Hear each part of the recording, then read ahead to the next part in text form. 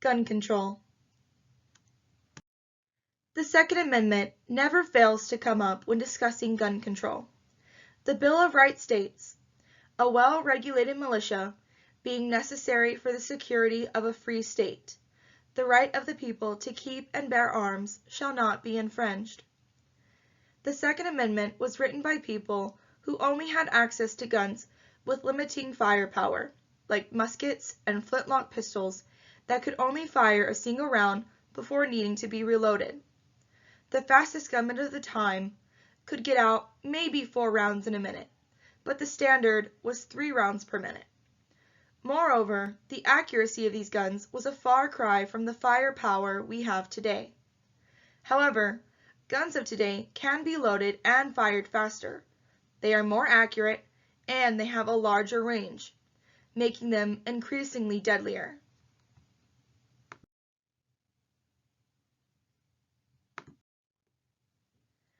According to data taken from Statista.com, handguns are the most common weapon used in mass shootings. They are involved in 78% of mass shootings. But handguns aren't typically the sole weapon involved.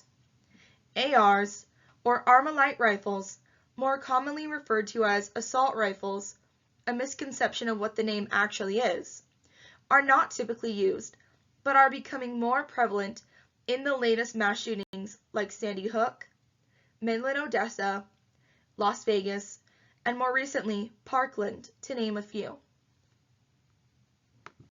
These are not just the only shootings that had AR-15s involved, but they are the most prevalent. But let's focus on mass shootings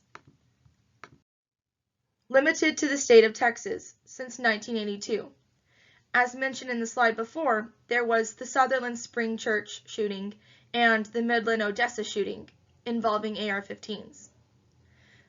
Some of these deadly shootings in Texas include the Luby shooting in Killeen, Texas, killing 24 people, the first Fort Hood Sumner shooting, killing 14 people, the before-mentioned Sutherland Springs shooting, killing 27 people, and more recently, the El Paso shooting, killing 23 people.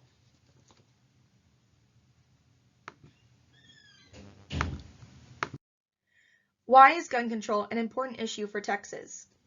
According to an estimate based on the 2010 census, almost 29 million people live in the state of Texas. This same census estimates that there are 10 million households in Texas. And according to another data compilation from Statista.com, there are almost 900,000 guns registered in the state of Texas. However, there are an estimated 29 million guns total that are owned in Texas, according to Texas Gun Sense. That's an estimated ratio of 1 gun for every 1 person in Texas. However, Texas Gun Sense also reports that around 30% of Texans own guns. In 2019, there were 3,683 gun-related deaths in Texas alone. Around 32 of these deaths were children from the ages of 0 to 17, and they died in unintentional shootings in 2019. Every year, gun violence costs the state of Texas $16.6 billion. With statistics like these, you would think people will want more gun control laws. However, many are still strongly opposed, according to the Texas Tribune. Texans are generally against tougher gun control laws, according to a poll done by the University of Texas Tribune poll. Most Texans believe that the gun control laws in place are adequate. However, if they were adequate, how could so many people be mercilessly slaughtered? There is also the common misconception that tougher gun control laws will lead to guns being seized and the citizens will be left without guns. However, most gun control people do not endorse this, but the voices that do believe in this tactic are the most commonly heard because of their extreme viewpoint. Many gun owners also ask, "We already have gun laws in place. Why should we add more?" The laws that we have in place, however, have allowed people to slip through the cracks, and it all comes down to accountability. The seller must be held responsible if the buyer has passed all required steps to purchase a firearm, and reputable sellers do. However, shady people are going to be shady and have no problem bending the rules and letting things slide. There needs to be imposing restrictions that are regulated equally across all 50 states. Sellers themselves need to be regulated and held accountable for who they sell weapons to, and an investigation should be launched if their weapons were involved in a shooting. If they took all necessary precautions, great. If not, however, their license to sell firearms should be revoked. Background checks right now do not require you to pass a mental health requirement. But if mental health checks were required, the shooting that just recently happened, the FedEx shooter, we could have maybe prevented 8 deaths. Moreover, not all guns are required to be registered, because only certain guns are subject to registration under the National Firearms Act, which leads us back to an original point that people think if they register their guns, it's a slippery slope to the government seizing their guns.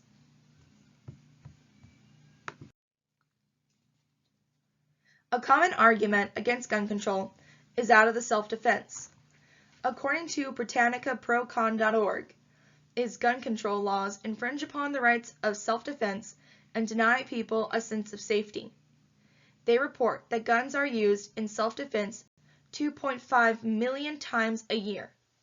They also quote 2 prevalent people in the gun control argument, including Dr. Nelson Lund and the Executive Vice President of the NRA, Wayne LaPierre.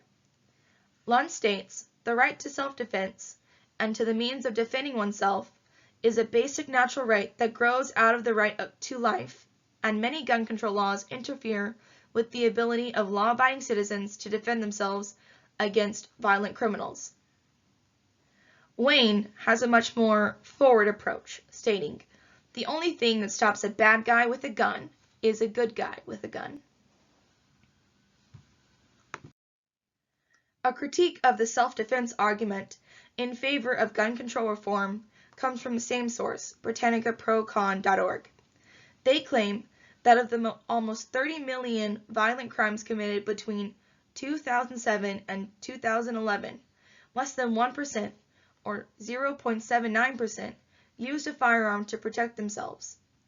In 2010, they also claim that there were 230 homicides in which a private citizen used their firearm to defend themselves and kill a felon.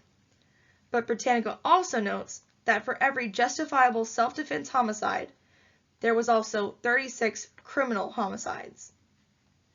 An interesting side, not in this argument, however, mentioned by Britannica, is a gun owner's cautionary tale.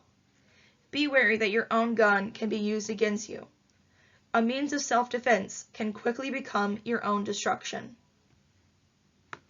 Gun control moving forward is essential if we want to preserve life. The gun laws and regulations we have in place today are just not working. Guns are becoming more and more popularized as a means of mass killing, and people from all different ages and walks of life are being cut down. A truly horrific thought that once crossed my mind after moving to San Antonio and attending Reagan High School. I thought to myself, this is probably one of the best schools to be in during a school shooting. Why? The high school is right next to 2 hospitals.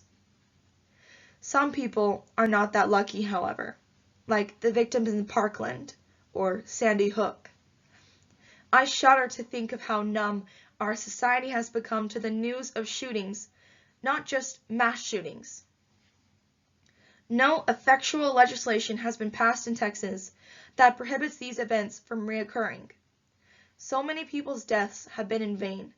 So many mothers and fathers are left weeping over their child's body. Too many children have become motherless, fatherless, and have to endure the pain of the reminder that nothing has done to prevent this again. The only way we move forward is to bring about gun control laws that reach across the aisle and recognize the benefits that guns offer us, but also keeping them at an arm's distance. Those people are dead, and we cannot bring them back. But how cavalier are we with life? if we allow it to happen again.